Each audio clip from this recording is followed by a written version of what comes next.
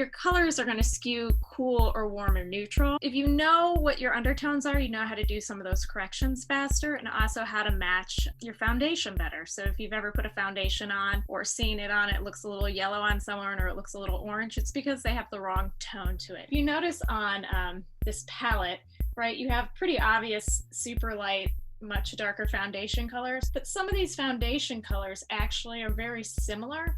The tones are a little different. They're going to be warmer or cooler. And if you're not sure, the best way to do is test them out. When I was working on this head yesterday, I actually thought this darker tone was going to work, and it looked almost gray on her. Her tone actually ended up being a combination of these two. And what I like about Krylon, if you figure out the proportion to mix these, you can actually send your proportions back to the company and they'll custom blend a foundation color. If you are a performer and doing a show 7 days a week, through that pretty quick, but you can send into Krylon, they'll replace any of these as an individual kit. So this is great if you're working on a lot of people, right? It also gives you that ability to mix between them a lot faster. You always want to start with a clean face, and the last thing you want to do with your clean face is either put on a layer of moisturizer and then let it sit and get everything prepped, because that moisturizer is going to sit on your face. It's going to make the skin a little more supple, and it's also give you a slight barrier, or a primer, which will act as a barrier between your skin and the makeup.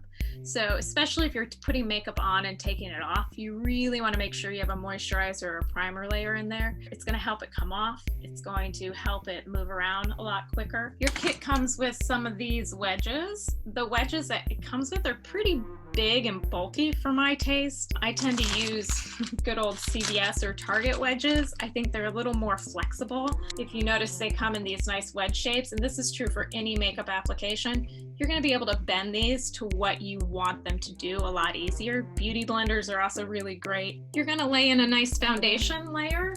So I'm going to coat her face fairly quickly,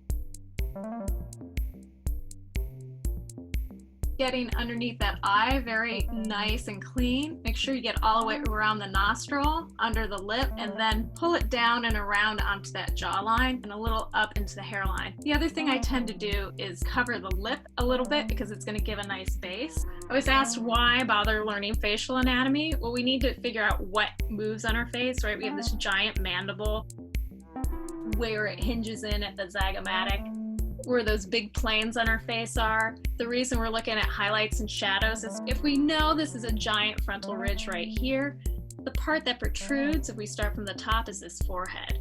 So traditional stage face, they highlight this part of the forehead. It's one of the first things I tend to skip because I know very few people who want to emphasize their forehead. The other planes that come forward are those cheekbones, right? The nasal bone with lovely cartilage on the bottom, your nostrils sticking out from the side, your chin that protrudes, and then this jawline. The other thing we tend to do a highlight right above that brow line right there to help this protrude forward because we have that nice ridge at the top of the orbital socket. Other thing that's great about this palette, so her foundation color is down here. I'm going to actually go fairly far to my highlight. So my highlight's going to be that 406. You never want to add straight white to it. So it's just going to make you look really ashy. And the same way when we go to do our shadows, if you're starting out with somebody or yourself that dark, you're never going to use straight black for your low light because the same thing, it's just going to make them look ashy. You can take this and add some black into it, or black with a little bit of that. For example, this head was like 80% this with a little bit of that. I use this for my straight low light, and even because she was really warm with her undertones, this felt a little ashy. So I think if I were to do it again, I'd probably take this and mix a little bit of this with my black to kind of warm up those undertones. A little bit is figuring it out as you go. You get faster as you get used to it. The first time you use them, they're going to be a little crunchy. Just take them back and forth on your wrist. I usually start with my highlights and I work from the top down because that way you don't drag your wrist through it. So I'm going to do this forehead highlight. You can decide if you want to do it for yourself or eliminate it. I'm just going to lay them in. It's going to be a little aggressive because we'll do all the blending second. I start with my highlights. Some people like to start with their shadows. It's a little bit of a dealer's choice. The next one, straight down the center of the nose. I tend to stop right above the little end bit, and then the nostril on either side. Right above that temple. So usually right where that eyebrow peaks, because if you're looking at someone's head right, you're gonna see where that light is hitting. Your finger right above your eyebrow, you can usually see where it's gonna hit. And I usually do it as an L shape, in a reverse L, almost like bracket. So same thing, when you're looking at your own face, you wanna find everybody's cheekbones are placed a little different. If you have really protruding cheekbones or high cheekbones, they tend to be a little easier to find. You wanna put that highlight right at the top of the bone, and when we do the low light, we want it right under that bone. Really far forward, almost at the apple of the cheek, and straight back, and it fades out towards the back. And the chin, again, it's that little arc. And then the jawline, cheat up ever so slightly. Let's see, oh, what did I forget? My brow. Ooh. So this brow, it's usually right underneath where that temple one is. It is a continuation of the line. I tend to do either the 4 or the 8 to do my lowlights, my highlights. I'm going to start with that 39 on this lady for my low light. That's pretty good actually for her low light. Your temple is going to be a little further back. I usually leave myself a fair amount of a gap for that. So your brush, when you're charging it up, if you leave your brush nice and flat, it gives you a little more control over it. Going right up the side, pull that up into the brow a little bit. Don't overdo it because you're going to blend up. So the chin, my subject does not move, so it's really convenient. I tend to start my lowlights a little further back, maybe like a finger width. Under that chin, so right where this chin comes down, and right under that jawline. And I tend to stop it a little short, and when in doubt, pull that line down. Just like on my skin, I can tell where I didn't get foundation in there, so it's not wanting to blend as well. We have these wedges, nice and spongy, right? Turn it into the shape you want. I'm gonna blend on my highlights and then blend on my lowlights. So you're gonna grab your highlight and twist and blend up. Don't overblend because you can always come back. Once we powder and set this, you're gonna lose another 5 to 7% of intensity. And you also want some of that intensity so you still see those features. Temples, we're gonna twist and pull both up and in towards the center of the forehead, leaving a little bit of that hard line.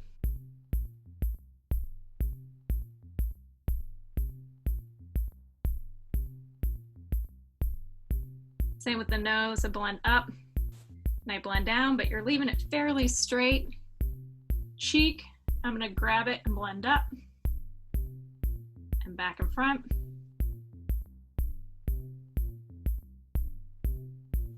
Grab it and blend up. Same thing for the chin. Grab it, blend down. Now, if you're ever working on yourself, this is the one thing where you really want to check in the mirror to see if you end up missing. Flip, find a new clean space. We're gonna go and do all of our lowlights.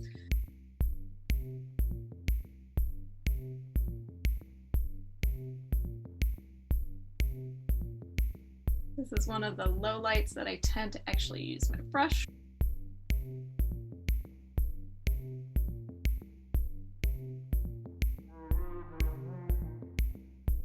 The blending is going to be at the bottom, a little heavier at the top.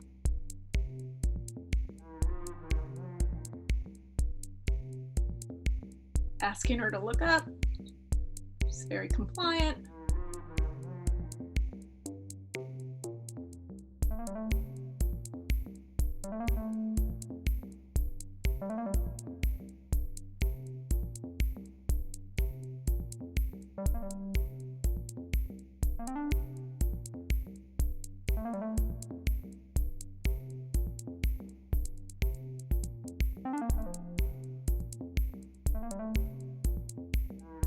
Take a look at her and see what we see.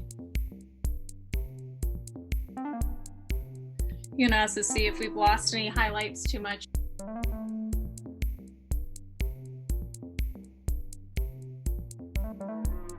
good distance to see. This is a pretty good highlight and low light for a small stage. If it was a big stage, I'd probably say go bigger with these. It's really interesting because in the camera, I feel like the red is really showing up on her face and our highlights are really going away. So I'm curious to see if part of that might be where the lights are hitting it, which is what you want it to do, right? You're trying to emphasize what's naturally already there. Now my next step is the blush that is in your powder kit. They call it the lip palette. These are basically creams. These are pretty good for blushes because I think having one option or even four is usually not enough. I actually think this lip gloss palette does a pretty good job when blending. Krylon Hot Pink one. They give you this lovely brush. If you charge up your brush, you really want to charge it until you get lots of color on the end of that brush. Then the most important thing is to knock that color back down into there and then tap off any extra color off over your wrist. What I didn't tell you is I always have a washcloth set up here to catch all my other makeup on, so it makes cleaning up a lot easier. So knock in, knock off. For the shape, I usually start almost up by that temple and make a C shape and go forward. And the other thing, I break that line over that highlight in the shadow. So my highlight's right there on her. I actually cheat it so it goes right through that line. And I go through the highlight and get a little bit of that. And I start that C shape here in the apple of the cheek because you don't want it to feel like a roundness here. But this is gonna bring a little bit of life back into the face. I'm gonna switch to this less hot highlight, knock in my color, knock it off. I tend to, if I do have this, and even when I don't, I tend to create a little bit of that shape through here, through the end of the nose, through that chin, and then through the jawline. And what that does is it helps kind of bring those highlights together with that face. It's gonna bring a little bit of color back into the face. The blush on stage face is gonna feel a little hotter than you're gonna traditionally do for a street face because you wanna make sure you have color. So lights are gonna hit you, and those theatrical lights are really intense, so they tend to wash out all the color in your face. So you have setting powder in your kits, and it's this translucent color. It should be pale enough for everybody. It tends to be a little pale if you have darker skin. Same thing. Hopefully you're not making a mess like I just did. You're gonna charge up your brush, knock it back in, and then knock it off. So you can either use the brush for all over, or you can use that powder puff. I'm gonna use the powder puff. You're using the powder puff, you're really gonna wanna charge up that puff. It's hard to see. There we go. And rub it into that puff. And I usually rub vertically and diagonally, and now you know why I have a washcloth underneath me. And again, you're gonna knock off all that extra powder, and I usually knock it off straight to the back of my hand because it's also a quick way to pick it up. And then you can go and really blot the face.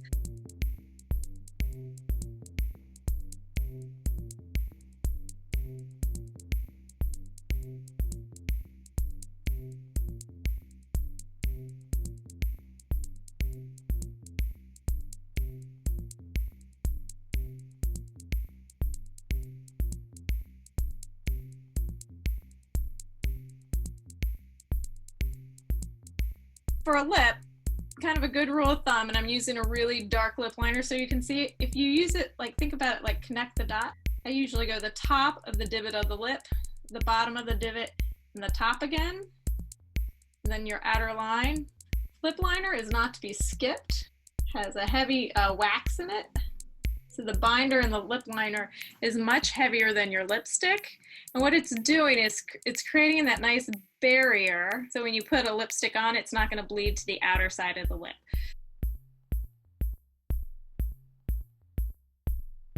If you line your lip, you're going to grab that top edge and also draw and pull it down ever so slightly. She's going to be very 90s with her lip color being this dark.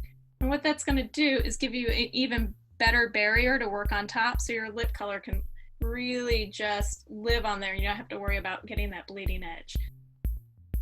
Other thing you're going to want them to do is put on some clear chapstick and really get your lips moisturized so you're not dealing with all that dry skin. And I'm grabbing that lip liner and pulling it down. You usually want a nice neutral color. And if you ever want to figure out your basic lip color, if you bite your lip and let that color rise to the top, that's going to be your nice neutral. And you always want to make sure you grab that whole lip liner color and you're dragging it in. You always want to bite this way to get that middle lip. You're going to give it a kiss. That's going to take any of that extra lip color off so it doesn't cake in, so it doesn't get on the suit of her leading man. If we're doing a male face, we still want to do lip color. It just wants to be that real base color. Basically, if you bite your lip or that inside of your lip, this has a black on one end and a brown on the other. If I'm looking at her eye is closed, I'm going to line this whole lip. If you grab the outside of your eye and pull out slightly, that's going to give you a better liner line to go with.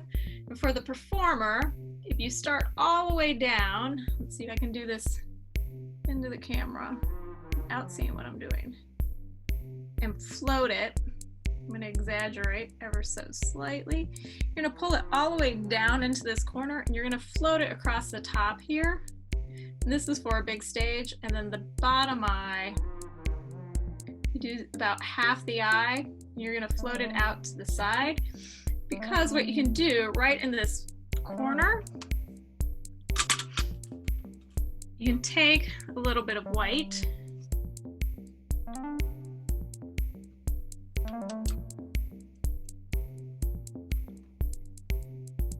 and get that corner. You add a little bit of white there and a little bit right in front of that tear duct. When you open the eye up, it's actually going to make your eye appear wider on stage because eyes are very expressive, and it's going to pop that whole part of your inner eyeball a little bit. Sometimes you'll see performers will drag that white in a little bit or out.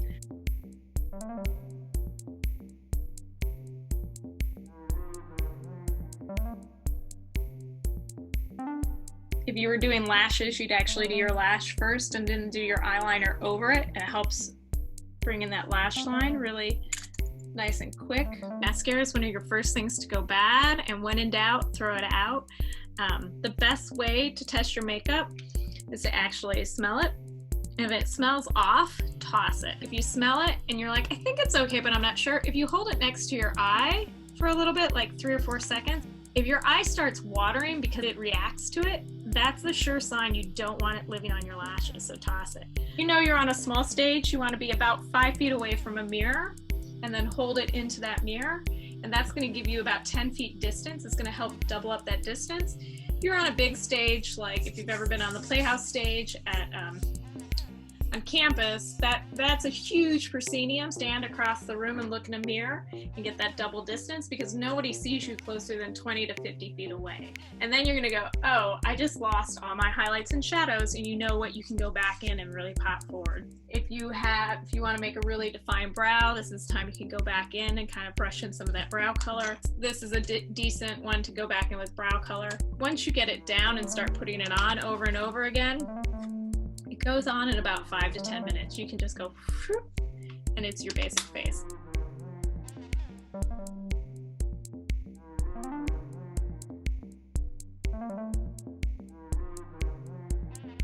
You really want that schematic because it's mapping out everything you're doing. So you can think on a piece of paper instead of as you go on your face. So mark it all out on your schematic first. Figure out what colors, right? So as I'm testing, was working on her, I'd go, oh great, so her foundation is 5W, it's the Krylon 5W, so I can write it down. So that way you have that schematic to go back to. So next time I'm not color matching the whole time, I just go, great, she's 5W, her highlight was 406, her low light was 39. You have all that information and you have that schematic. That way if you're not doing that makeup, or you leave it with a performer and they go, oh my gosh, what the heck was Charlene doing when she, oh great, it's all here, right? They can just go back and forth. And it's exactly what we do, right? The liner, what that liner is, you know, if it's Maybelline, whatever, they know and they have all those makeup there and they can do it themselves, or you can hand it off to somebody else on crew to do it.